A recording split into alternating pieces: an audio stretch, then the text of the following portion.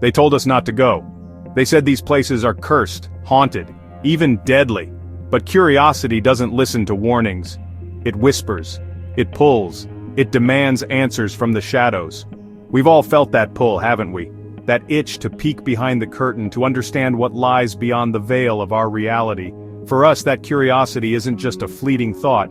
It's a calling, a relentless drive to confront the unknown, to step where others fear to tread. From forgotten ghost towns where the dust settles on untold stories, to cursed islands where the very air seems to vibrate with ancient sorrows, these are the destinations that beckon us. These are the places where history refuses to stay buried, where the echoes of the past scream into the present. We're talking about locations saturated with energy, imprinted with the pain, the fear, the raw emotion of those who came before. These aren't just coordinates on a map, they're portals to something else. We've compiled a list, a journey into the heart of darkness. 10 haunted destinations you should never ever visit alone. But we did anyway.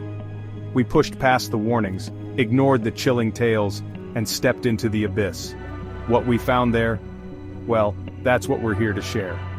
Prepare yourselves, because this isn't just a travelogue, it's an investigation into the deepest, darkest corners of our world and perhaps into ourselves.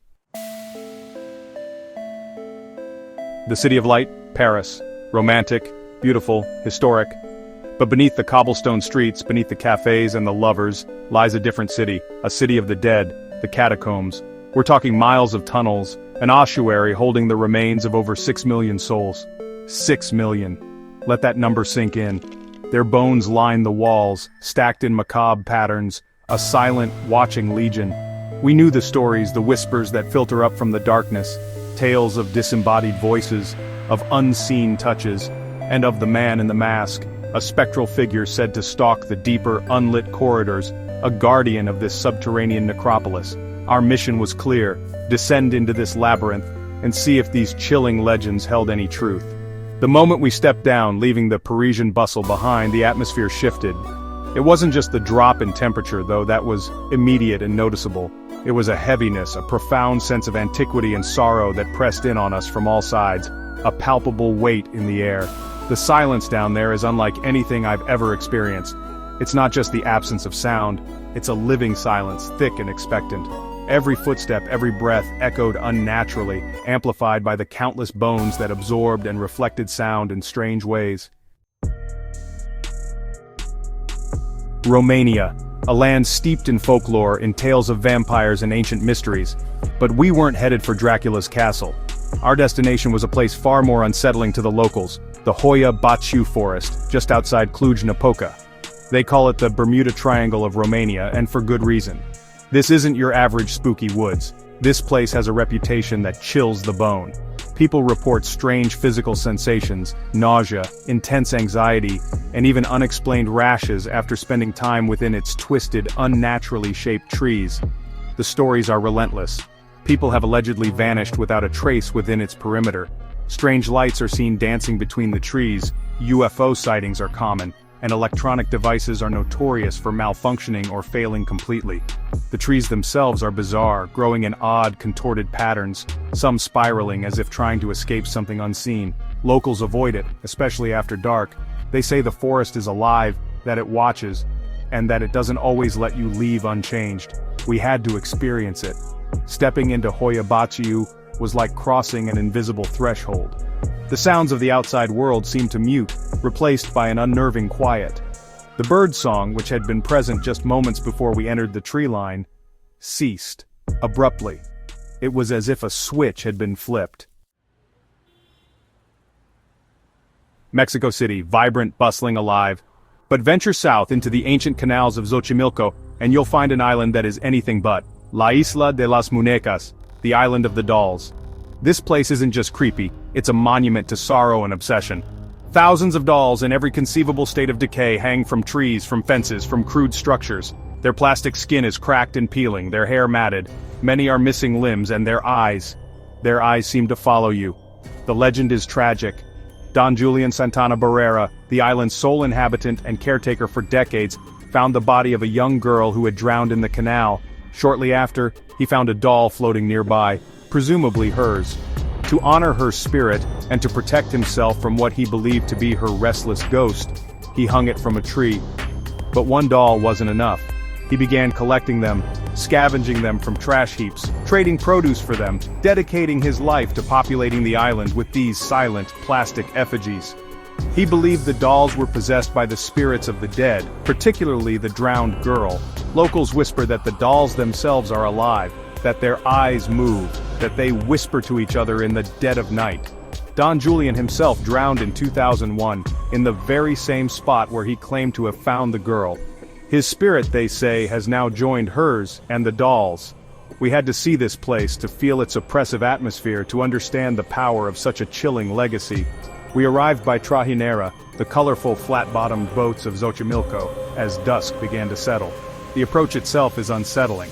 As you glide through the dark water, the first dolls appear, like grotesque fruit hanging from the gnarled branches.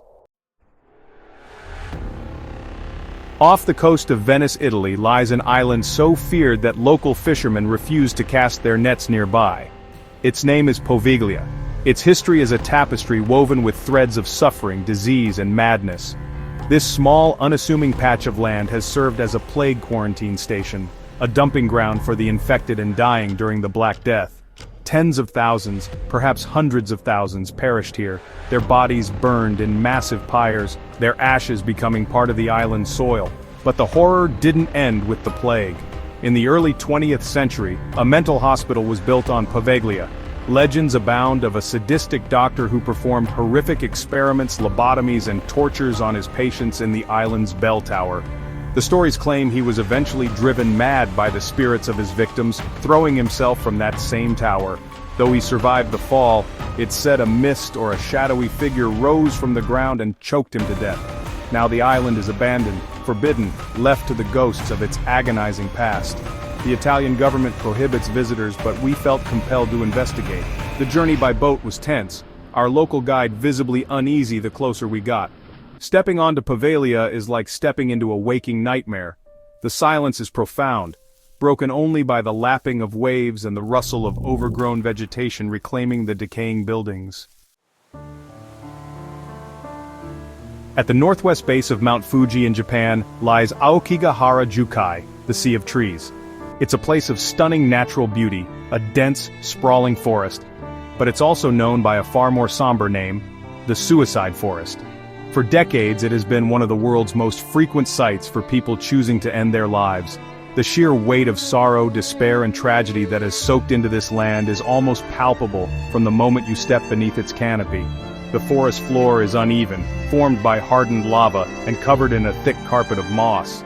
The trees grow so densely that they block out most sunlight and wind, creating an eerie, unnatural stillness. Compasses are notoriously unreliable here due to the magnetic iron in the volcanic soil. It's incredibly easy to get lost. Trails that seem clear can end abruptly, leading you into a disorienting maze of identical trees.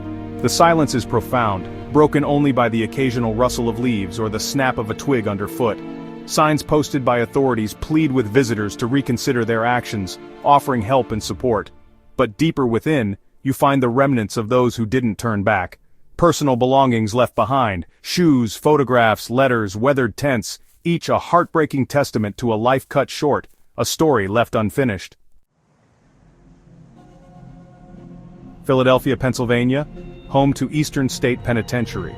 When it opened in 1829, it was an architectural marvel, a new kind of prison designed for solitary confinement, for penitents.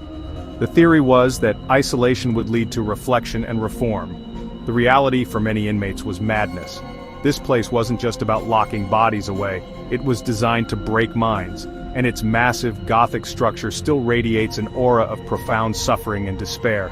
Imagine being locked in a stone cell, 23 hours a day, with only a Bible, no human contact, a hood placed over your head whenever you were moved. This was the Pennsylvania system. The psychological toll was immense. Al Capone himself did time here, his cell lavishly furnished, a stark contrast to the bleak existence of others. In the Rajasthan state of India lies the abandoned fort city of Bangar. Established in the 16th century, It was once a thriving hub.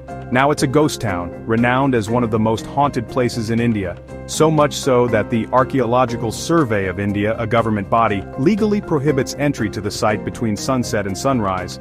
Official signs warn visitors that staying after dark could be dangerous, not because of wild animals but because of what else might be lurking among the ruins. Legend tells of a beautiful princess, Ratnavati, who lived in Bangar. A tantric, a black magician named Singya, became obsessed with her and tried to win her affection using a magic potion. The princess, however, discovered his plot and thwarted him. Before dying from the consequences of his own failed magic, Singya cursed the fort, proclaiming that no one would ever be able to live within its walls again. Soon after, a war decimated Bangar, and it was abandoned, seemingly fulfilling the magician's dying curse. The warnings are taken seriously. Locals are terrified of the place after dark, recounting tales of apparitions, strange sounds, and an overwhelming sense of dread. They say anyone who defies the prohibition and stays overnight is never seen again, or driven mad by what they experience. Of course, such a potent combination of history, legend, and official prohibition was an irresistible draw for us. Chapter 8. The Elemental's Breath, Ireland's Bloody Keep. Ireland, the Emerald Isle, a land of ancient castles and folklore. Among them, Leap Castle in County Offaly stands out, not for its beauty, but for its terrifying reputation. It's widely considered one of the most haunted castles in the world, home to a multitude of spirits, the most notorious being a malevolent entity known simply as the Elemental. This isn't your typical human ghost. It's described as a primal, non-human force, often accompanied by the stench of sulfur and decaying flesh. The castle's history is steeped in bloodshed and betrayal. Clan rivalries, murders, and unspeakable acts of cruelty have stained its stones for centuries. One of its most infamous areas is the Bloody Chapel. Here a priest was brutally murdered by his own brother while conducting mass, his blood soaking the altar. This act of sacrilege is said to have opened a door for dark energies, and the chapel remains a focal point of intense paranormal activity. During renovations in the early 20th century, workers discovered an oubliette, a hidden dungeon, behind a wall in the Bloody Chapel. It was filled with human skeletons, impaled on wooden spikes at the bottom.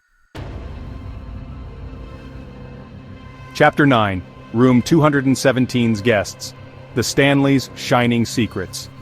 High in the Rocky Mountains of Estes Park, Colorado stands the majestic Stanley Hotel. Grand, historic, and famously the inspiration for Stephen King's The Shining after his own unsettling stay. While the Overlook Hotel was fictional, the paranormal activity at the Stanley is very real, reported by countless guests and staff members for decades. It's a place where the veil between worlds seems particularly thin, especially in certain rooms. Room 217 is perhaps its most infamous. This is the suite where Stephen King and his wife stayed, and where he experienced the terrifying nightmares that sparked his iconic novel. Reports from this room include luggage being unpacked, items moving on their own, lights turning on and off, and the disembodied laughter of children.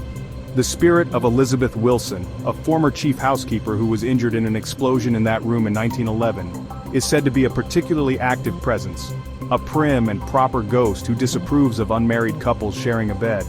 But the activity isn't confined to room 217. The entire fourth floor, once the servants' quarters, is a hotspot for children's laughter and the sounds of them running in the halls when no children are present. The concert hall is said to be haunted by Flora Stanley, the wife of the original owner, F.O. Stanley, who can sometimes be heard playing the piano.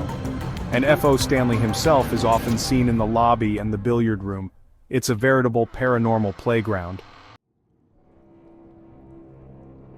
Chapter 10. Shadows of Pripyat, Chernobyl's Ghostly Watchers.